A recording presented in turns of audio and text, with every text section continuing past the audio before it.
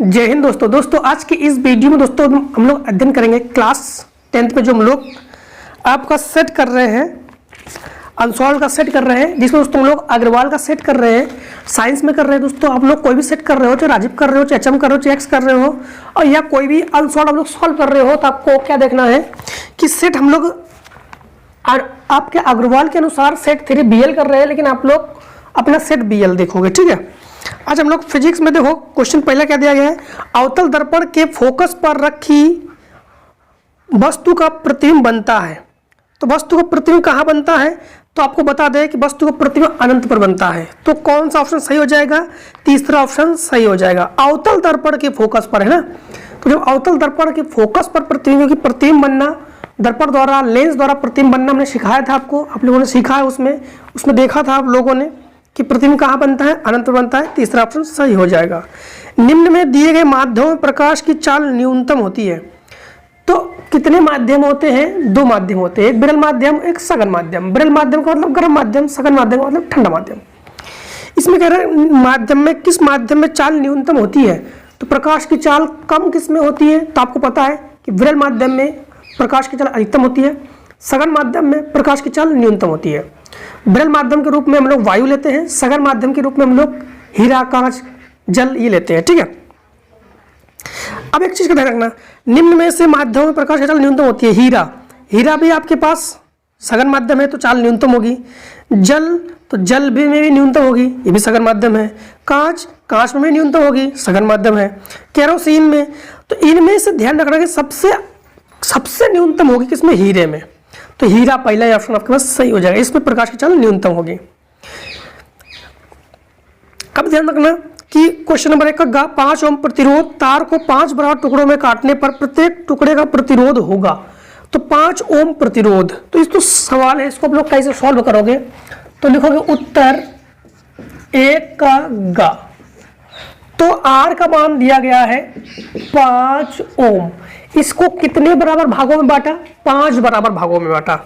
तो इसको जब 5 बराबर भागों में बांटोगे ना, तो 5 क्या कहा गया इसमें कि 5 बराबर टुकड़ों में, तो देखो 5 बराबर टुकड़ों में काटोगे तो इसके 5 भाग क्या हो जाएंगे, 1/5।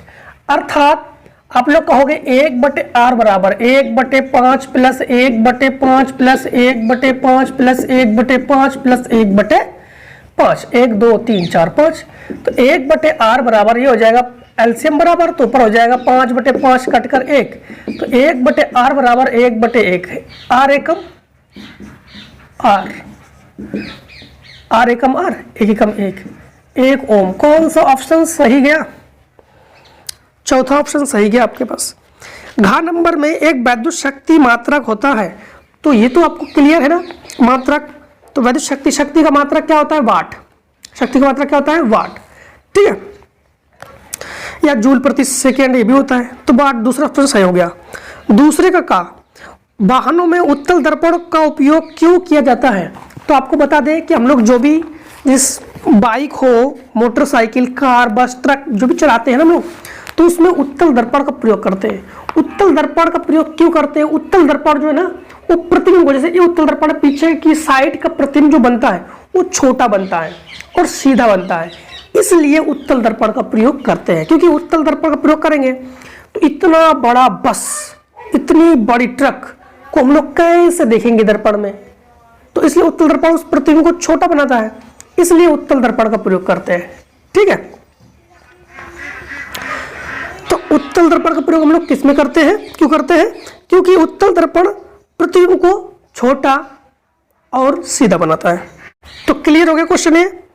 इसके बाद 2 का खा, एक अवतल लेंस की फोकस दूरी 20 सेंटीमीटर है, वस्तु को लेंस से कितनी दूरी पर रखे कि प्रतिबिंब लेंस से 20 सेंटीमीटर की दूरी पर बने। तो देखो उत्तर 2 का खा, तो आप लोग देखोगे उत्तर 2 का खा। 2 के खा में ये कह रहा है कि अवतल लेंस की फोकस दूरी 20 सेंटीमीटर है, तो लेंस की फोकस दूरी 20 सेंटीमीटर आपको पता है कि इसके बाद लेंस से वस्तु कितनी दूरी पर रखे, यानी यू हमसे पूछ रहा है, तो यू बराबर क्वेश्चन मार्क, और प्रतिबिंब लेंस से 20 सेंटीमीटर की दूरी पर बने तो v बराबर -20 सेंटीमीटर। लेंस है तो लेंस सूत्र का प्रयोग करेंगे हम लोग। लेंस सूत्र 1/f बराबर 1/v माइनस 1/u। लेंस सूत्र क्या होता है? 1/v बराबर, एक चीज हम लोग देख रहे हैं, इसमें 20 नहीं है, इसमें 30 है, ठीक। तो 20 30, ठीक है। देखो यहां पर f का मान तो हो गया 1/30, v का मान 20 और माइनस 1/u। इसको इधर पक्षांतर करो तो प्लस का 1/20 बराबर माइनस 1/u। दोनों का एलसीएम क्या हो जाएगा? 60, 30 दूनी 60 और 20 तिया 60 बराबर माइनस 1/u। दोनों घटकर आपके पास क्या बचेगा? आपके पास बचेगा माइनस 1 नहीं प्लस का 1/60 बराबर माइनस 1/u। इसका गुणा इसमें करोगे तो u एकम u, इसका गुणा इसमें करोगे तो माइनस 60 सेंटीमीटर, ठीक है। तो वस्तु को कितनी दूरी पर रखेंगे हम लोग? तो माइनस 60 सेंटीमीटर की दूरी पर रखेंगे। इस आंसर को यहाँ लिख देते हैं, u बराबर माइनस 60 सेंटीमीटर, ठीक। माइनस नहीं लिखोगे तो भी कोई दिक्कत नहीं है, माइनस का मतलब है अवतल लेंस है, ठीक है। इसके बाद क्वेश्चन नंबर दूसरे का गा, निकट दृष्टि दोष क्या है, इसका निवारण कैसे करेंगे, कैसे होता है? तो आप लोग हेडिंग डालोगे, इसमें हेडिंग क्या डालोगे? उत्तर दूसरे का गा। सबसे पहले हेडिंग डालोगे आप लोग अपने रजिस्टर में, कॉपी में, निकट दृष्टि दोष। इसके बाद इसको लिखने के बाद आप लोग फिर से हेडिंग डालोगे निवारण, ठीक है। ऐसे हेडिंग डालने करोगे। निकट दृष्टि दोष किसे कहते हैं? वह दोष यानी जिसमें व्यक्ति को निकट की वस्तु तो दिखाई देती है किंतु दूर की वस्तुएं स्पष्ट दिखाई नहीं देती है, उसे निकट दृष्टि दोष कहते हैं। यानी निकट दृष्टि दोष किसे कहते हैं? इस दृष्टि दोष से पीड़ित व्यक्ति को पास की वस्तुएं दिखाई देती है किंतु दूर की वस्तु नहीं दिखाई देती है। निवारण, तो इसके निवारण के लिए व्यक्ति को अपने चश्मे में अवतल लेंस का प्रयोग करना चाहिए, ठीक। तो इसके निवारण के लिए हम लोग क्या करेंगे? अवतल लेंस का प्रयोग करेंगे। क्लियर हो गया ना? तीसरे का नंबर देखो, एक अवतल दर्पण से वस्तु का प्रतिबिंब वास्तविक तथा बड़ा बनाने के लिए वस्तु की किरण आरेख में दिखाइए। तो तीसरे का क्या कह रहा है? तो उत्तर तीसरे का क्या कह रहा है कि एक अवतल दर्पण से प्रतिबिंब वास्तविक तथा बड़ा बनाने के लिए किरण आरेख। तो सबसे पहले हम लोग एक अवतल दर्पण का निर्माण करते हैं। देखो, तो अवतल दर्पण किसे कहते हैं? जिसका परावर्तक दबा हुआ हो। परावर्तक मतलब जिस हिस्से पे हम लोग इस हिस्से पे चेहरा देखेंगे, ये परावर्तक है, और उभरा हुआ पृष्ठ पॉलिश हो, ठीक है। ये हो गया दर्पण का मुख्य अक्ष, ये ध्रुव है, ये फोकस है और ये वक्रता केंद्र है। अब वस्तु को रखेंगे हम लोग कहाँ पर? वस्तु को रख दिया हमने F और C, फोकस और वक्रता केंद्र के बीच। जब रखा तो वस्तु से दो किरणें निकलती है। एक किरणें मुख्य अक्ष के समांतर जाती है, जो किरणें मुख्य अक्ष के समांतर जाती है वो अपवर्तन के पश्चात फोकस से होकर आती है, और एक किरणें आपके पास किससे होकर आती है? वक्रता केंद्र से। वक्रता केंद्र को थोड़ा सा पीछे कर देते हैं जिससे कि ये किरणें निकले इस प्रकार से। वक्रता केंद्र यहाँ ले लेते हैं हम लोग। वक्रता केंद्र का नियम है कि जो किरणें वक्रता केंद्र से होकर आती है वो फिर वक्रता केंद्र पर वापस आ जाती है, ठीक।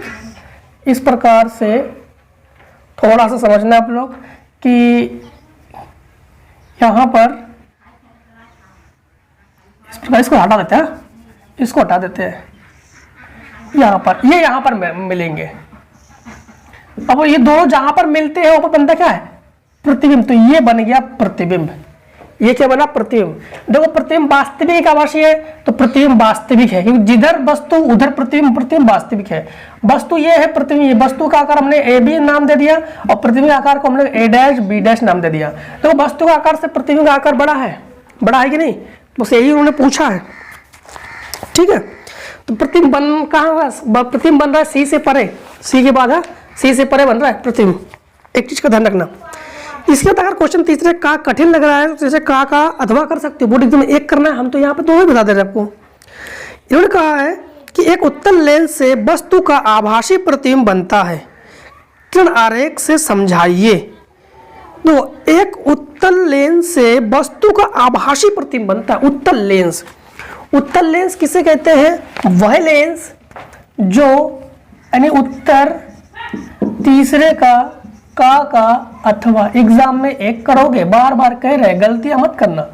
वह लेंस जो किनारों पर पतला बीच में मोटा हो, उत्तल लेंस कहते हैं। ये हो गया प्रकाशिक केंद्र O, ये लेंस L, और ये इसका ध्रुव, इसका प्रथम ध्रुव P1, द्वितीय ध्रुव P2, ये प्रथम फोकस F1, ये द्वितीय फोकस F2, ये प्रथम वक्रता केंद्र C1, ये द्वितीय वक्रता केंद्र C2। ठीक है, क्लियर हो गया ना? इन्होंने क्या कहा? इन्होंने कहा है कि जो उत्तल लेंस से वस्तु का आभासी प्रतिबिंब बनता है। कैसा प्रतिबिंब बनता है? आभासी। और वस्तु का आभासी प्रतिबिंब बनता है। इन्होंने छोटा बड़ा की बात नहीं कही इन्होंने, तो क्या केवल क्या कहा इन्होंने कि प्रतिबिंब जो है आभासी बनता है। प्रतिबिंब कहाँ बनता है? आभासी। एक चीज का ध्यान रखना कि आभासी बनाने के लिए इसको यहां पर रखो, मतलब इन दोनों के बीच में वस्तु को रख दो। ध्रुव और प्रथम फोकस, प्रथम ध्रुव प्रथम फोकस के बीच में वस्तु को रख दो।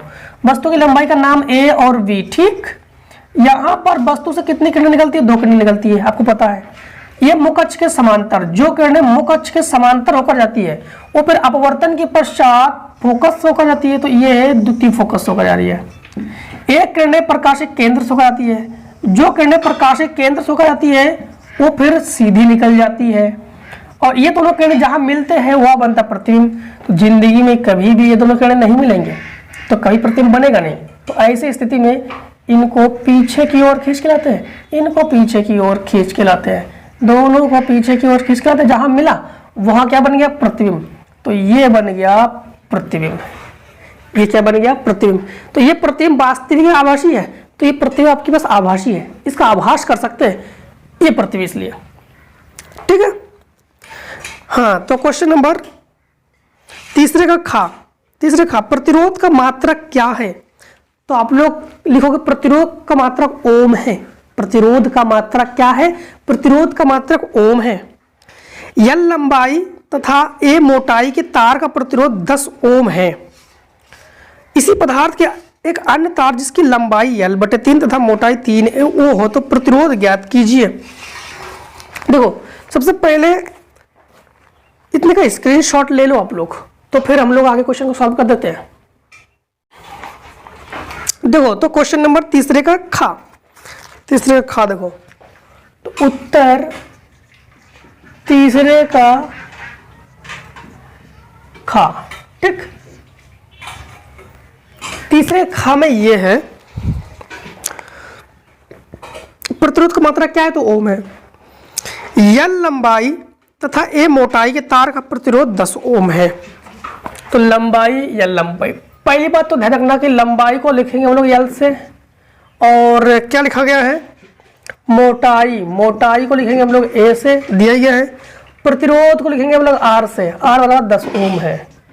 इसके बाद दोबारा फिर इन्होंने कहा है कि एक अन्य तार जिसकी लंबाई L/3, फिर दोबारा लंबाई दिया गया हमारे पास L/3, मोटाई दिया गया हमारे पास 3A, और तब उसका प्रतिरोध हमसे पूछ रहा है। अब तब सेकेंड प्रतिरोध हमसे पूछ रहा है।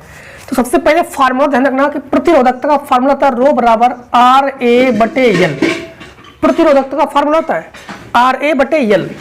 ठीक है, तो यहां पर 2 बार लेंगे, दोनों को मान बराबर करेंगे। कैसे? R, इसको कर सकते हम लोग, R की जगह मान ले लो, R की जगह प्रथम 10 दिया गया, प्रथम कंडीशन में, फर्स्ट कंडीशन में A का मान तो A दिया गया है, बटे L का मान L दिया गया है। सेकेंड कंडीशन में R का मान हमसे पूछ रहा है, A का मान हमारे पास 3A दिया गया है, और L का मान हमारे पास L/3 दिया गया है। A से A कैंसिल हो गया, तो ये हो गया 10/L बराबर R, ठीक, इंटू ये 3 ऊपर पहुंच जाएगा, 3 तरह का 9 बटे यल, यल से यल कैंसिल, तो R बराबर क्या आ जाएगा, ये 9 बटे में आ जाएगा, हाँ, तो 10 बटे 9 ओम। तो R बराबर हमारे पास मान क्या आ जाएगा, R बराबर हमारे पास मान आ जाएगा 10 बटे 9 ओम। ठीक, इसके बाद क्वेश्चन नंबर तीसरे का अगर खा नहीं करना है तो उसका अथवा कर सकते हो आप लोग। तो अब होगा उत्तर तीसरे का खा का अथवा, एग्जाम में एक ही करना, हम यहाँ पर दोनों बता रहे हैं, ठीक है, एग्जाम में एक ही करना है आपको।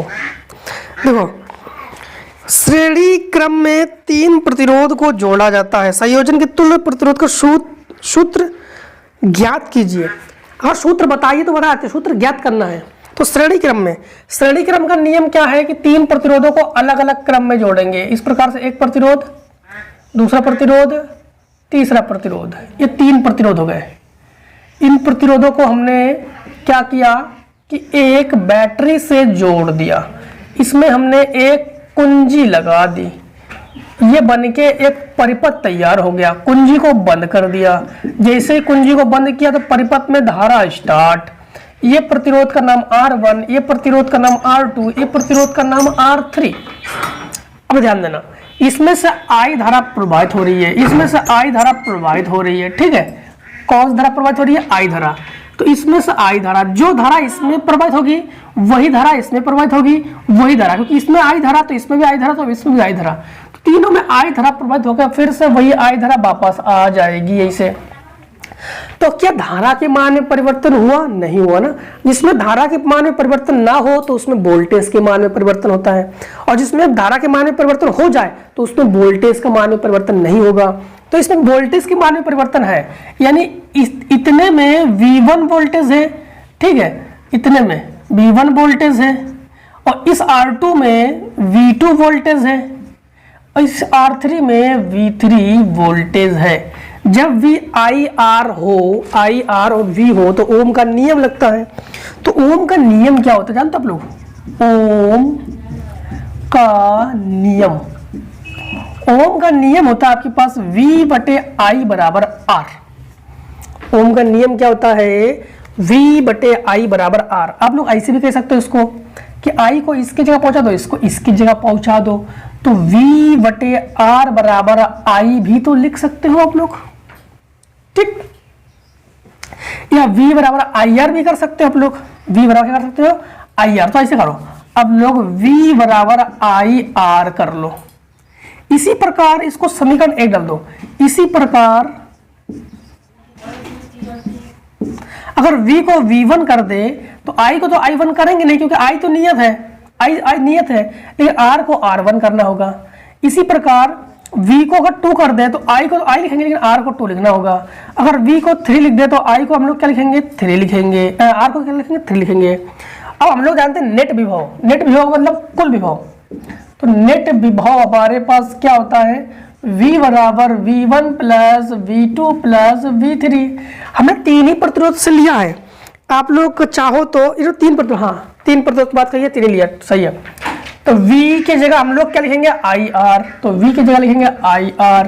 तो V1 की जगह हमारे पास क्या लिखना होगा? IR1, ठीक है। I थोड़ा सा ही लिख लेना आप लोग, यह जाएगा IR2 प्लस IR3। सब में I हो गया कॉमन, ठीक, I हो गया कॉमन, तो ये जाएगा I कॉमन लेंगे तो R1 plus R2 plus R3, I से I कैंसिल, तो R बराबर R1 plus R2 plus R3। ये आपके पास 3 प्रतिरोध के लिए श्रेणी क्रम का तुल्य प्रतिरोध है, ये यही पूछा गया है इसमें, ठीक है। इसके बाद क्वेश्चन नंबर 4, नामांकित आरेख बनाकर वैद्युत जनित्र का सिद्धांत तथा कार्य विधि समझाइए। तो वैद्युत सिद्धांत का जो कार्य विधि है ये तो हमने आपके लिए अलग से वीडियो बना दिया है, इसका डिस्क्रिप्शन में प्लस कमेंट सेक्शन में लिंक भी हमने पिन कर दिया है, तो वहां से उस लिंक को क्लिक करके आप लोग आसान तरीके से इसको समझ सकते हो, ठीक है। इस वीडियो को देखकर इसको सीख लो इसको कैसे क्या किया जाएगा इसमें। और इसके बाद इसका अथवा चुंबकीय क्षेत्र में धारावाही चालक पर किन कारकों पर निर्भर करता है? चालक पर कार्य करने वाले बल की दिशा का नियम, तो जो फ्लेमिंग के दाएं बाएं हाथ का नियम है, दोनों नियम हमने पढ़ा दिया। अलग से वीडियो इसका भी बना दिया हमने, उस वीडियो का भी पिन हमने नीचे डिस्क्रिप्शन में प्लस आपके कमेंट सेक्शन में पिन कर दिया है, वहां से जाके आप लोग इसका अध्ययन कर लो और आप लोग अच्छे से अध्ययन कर लो। अब दोस्तों हम लोग मिलते हैं नेक्स्ट वीडियो में, तब तक के लिए जय हिंद जय भारत। ठीक है, आप लोग स्वस्थ रहिए, मस्त रहिए और मिलते रहिए हर एक सेट में।